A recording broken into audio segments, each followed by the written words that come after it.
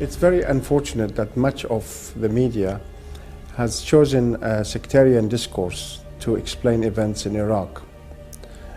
On the contrary, the people who are attacking Iraq are foreign missionaries, SIS, and they have an ideology which is so extreme that even the Qaeda finds it abhorrent. The name, I don't know how accurate the name in English, ISIS, but in Arabic it is الدولة الإسلام في العراق والشام. It's the Islamic State in Iraq and Sham. Behind this cover of the Khilafah and the Islamic State comes the violence, extreme violence, not only against Christians and minorities, also against the Sunni, because they are the origin of this group is a Sunni group. Even those Sunni who are different from themselves, they are also subject to torture and killing and marginalization. They have executed Sunni ulama who have refused to swear allegiance to them. So they are an extreme group operating in the name of Sunni Islam. We must not allow this to happen. When they took control over Al-Raqqa, for example, which is a city not far from the Iraqi border, they gave the Christians three options: either to become Muslims like them, or to pay al-jizya, which is a religious tax, in gold, nothing, no cash, only gold, or to be killed.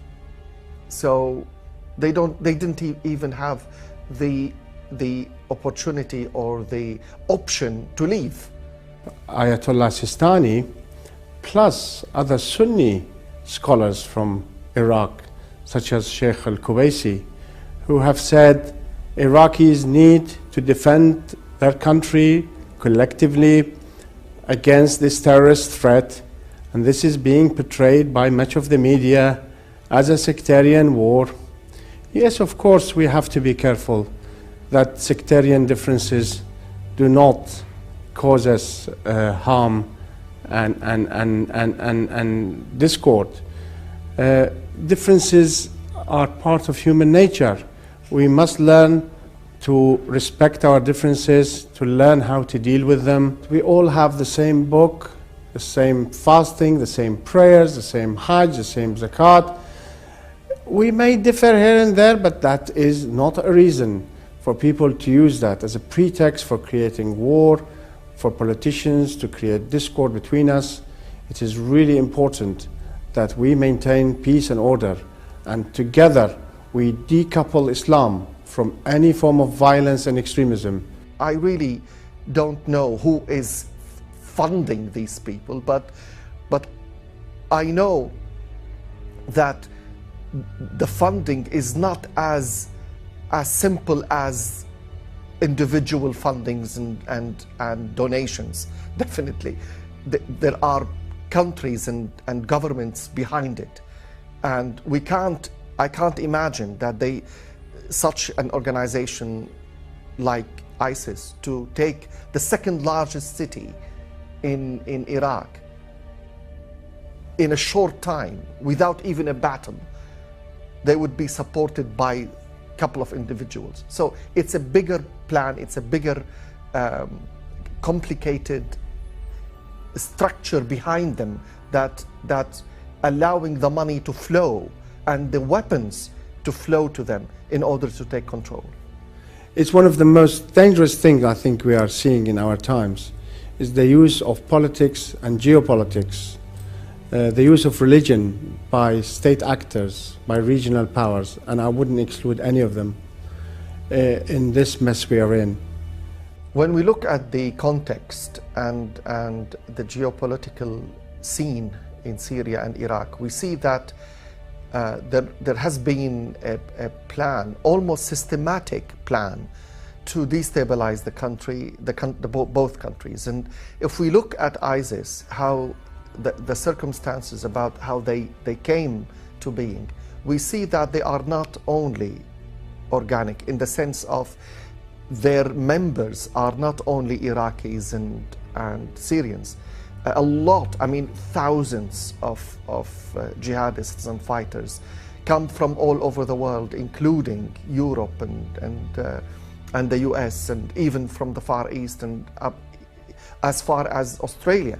So we have here an international evil force coming together in Iraq and in Syria to create even a bigger trouble for both countries, to weaken them and to destroy the infrastructure and the social fabrics of these countries. Well, the fatwa by Ayatollah Sistani actually speaks about all Iraqi citizens, the need for them, able Iraqi citizens, for the need for them to protect the country through legal channels. It does not call for Shias to lift arms against Sunnis. This is not about Shia and Sunni fight. This is about a fight about defending the country from the barbaric acts which it is facing today. If we look at the conflict in Syria or in Iraq, there is a sectarian dimension without a doubt. But how did this sectarian dimension come to existence? Definitely, I do not believe that it came out of people who are rejecting each other because of Sunni, Shia, Christian background. We have lived with each other for centuries, and we know each other, and we've shared the geography and the culture. Why now? Why now that we can't cope with each other? We cannot coexist and share the resources and the freedom and the common destiny actually we have. We have to understand that if we look at how the West dealt with the conflict, there is a lot of double standard in the West. For example, Al-Qaeda, everywhere in the world, they are terrorists, except in Syria. The West was ready to turn the blind eye just because they were fighting the regime or the government in Syria.